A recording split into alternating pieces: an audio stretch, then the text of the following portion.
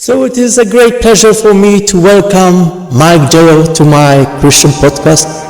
He will be sharing with you about his Christian life as an artist and especially about his latest song, Precious in His Sight, which is a very lovely song about the unborn baby.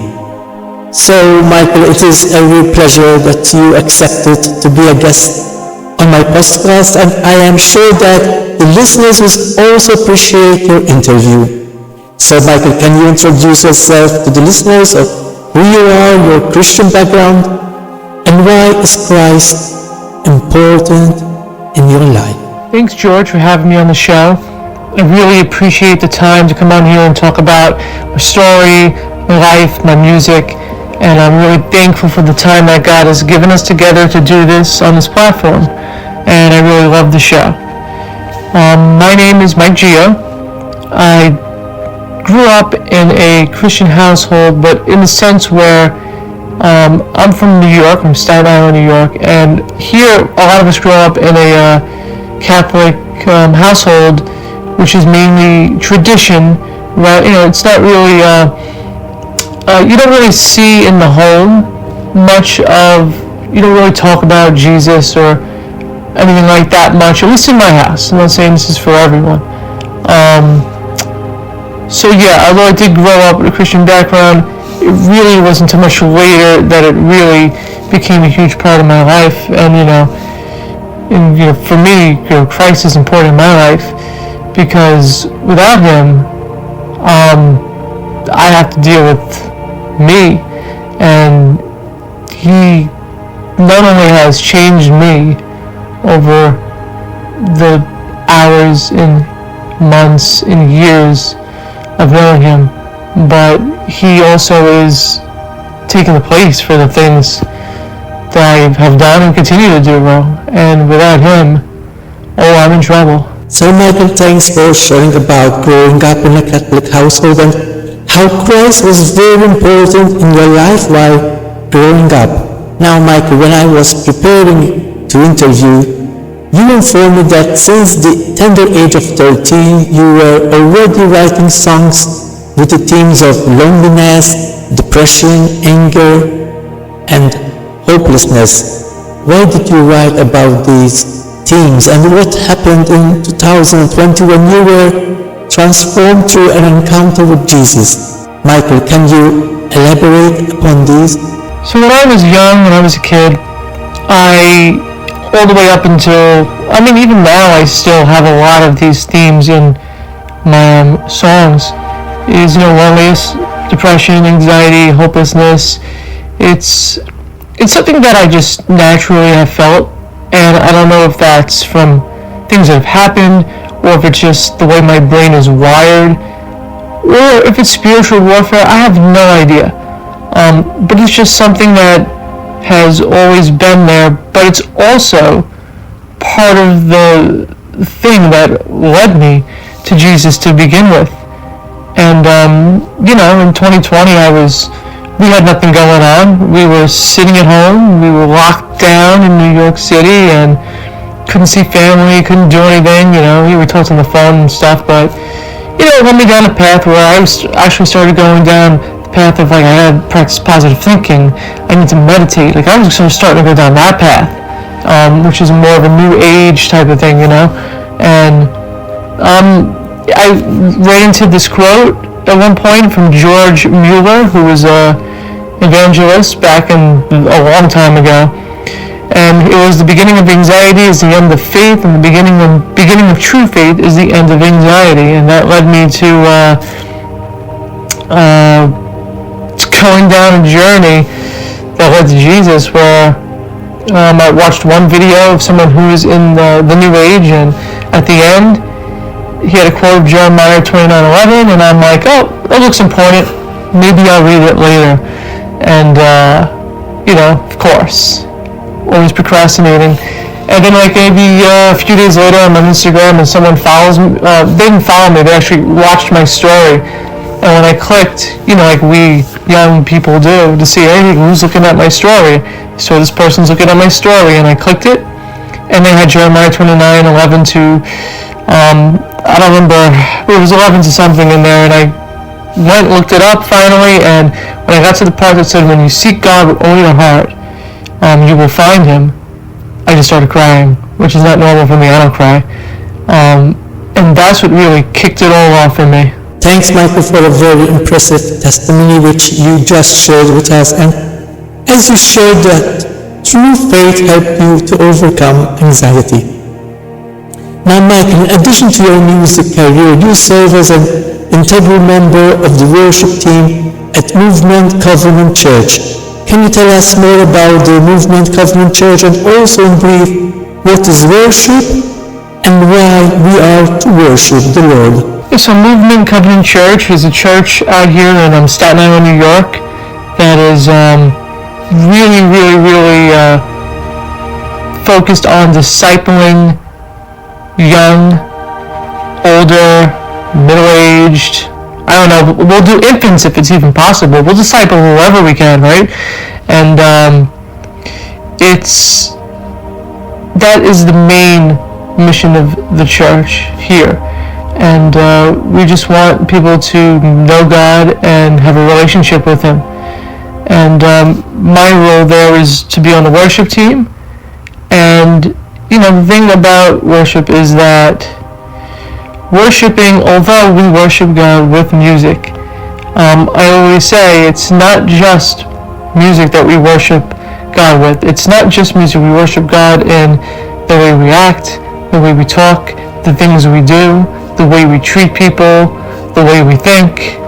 The way we do everything, every single moment is really an opportunity for worship. And but music is definitely a way to express worship and how we feel, and that is worship as well. And the thing is that we are made to worship, and that it does draw us nearer to God, nearer into his presence, and it allows our mind, our body, our spirit, our voice, all connect into one, to be able to experience God. It is combining the senses with the spirit, and it has not only an effect on us, but an effect on others. And when a congregation is doing this together, it is very powerful.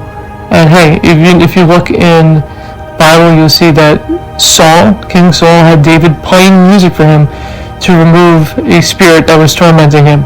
So there is power in music.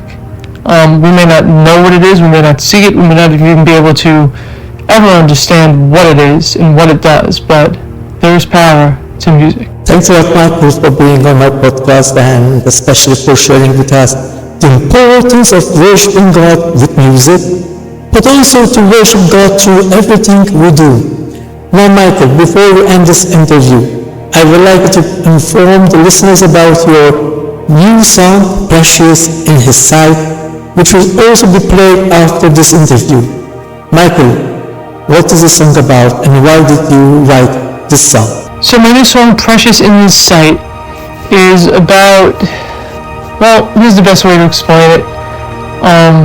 I was asked to write a song for the Pregnancy Care Center of New York, and they wanted a pro-life song that was about the unborn baby and how God saw the unborn baby. So I said, okay, yeah, I can do that because I care a lot about the unborn. And oddly, strangely, funny enough, a week later, find out my wife is pregnant. So then it became really easy to write the song. I wrote it very quickly, starting with I love you, though I haven't met you yet. And that's exactly how I felt. And so I wrote the song, and for my baby, Elijah Emmanuel, and I played at the Pregnancy Care Center in New York.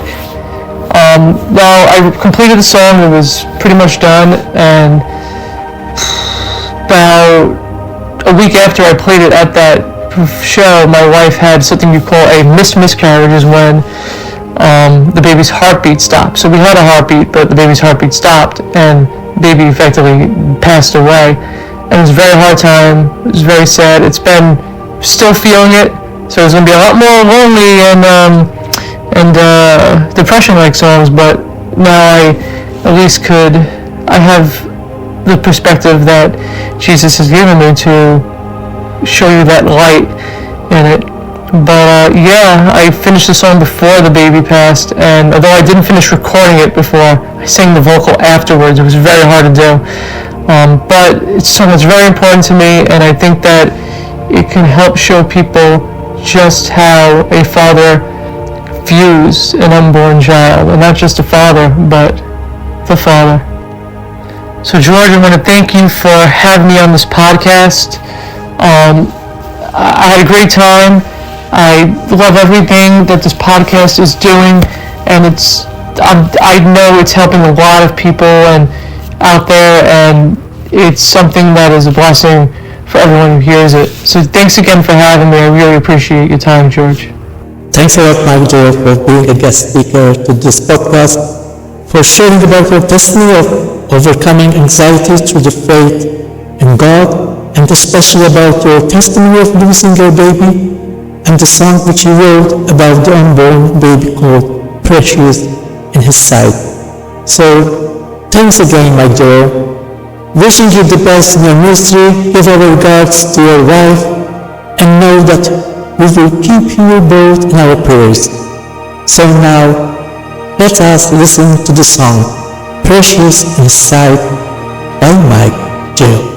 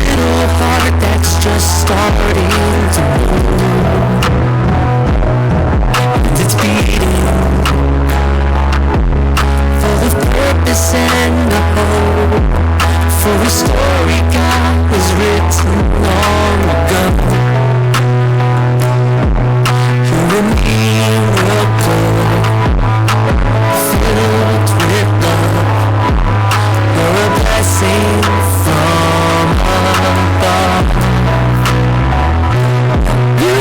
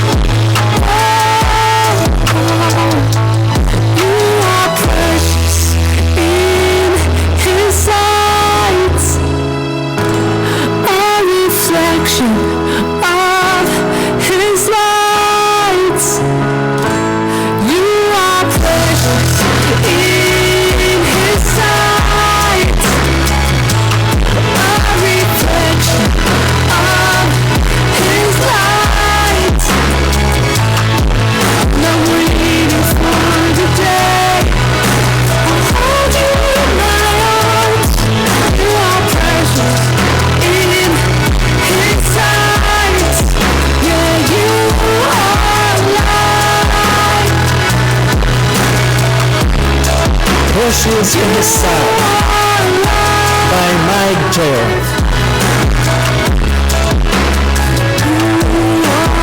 Thanks, Mike, for this lovely song, Precious in His Sight.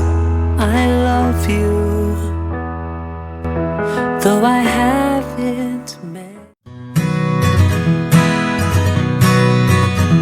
The book titled Yes, I Will Follow Him, which can be found on Amazon and other platforms, recounts the personal journey of George Calleja, a Christian author, as he evangelized in the USSR. It emphasizes the significance of embracing the affirmative response to follow Jesus by saying yes. This Christian book is highly recommended for teenagers.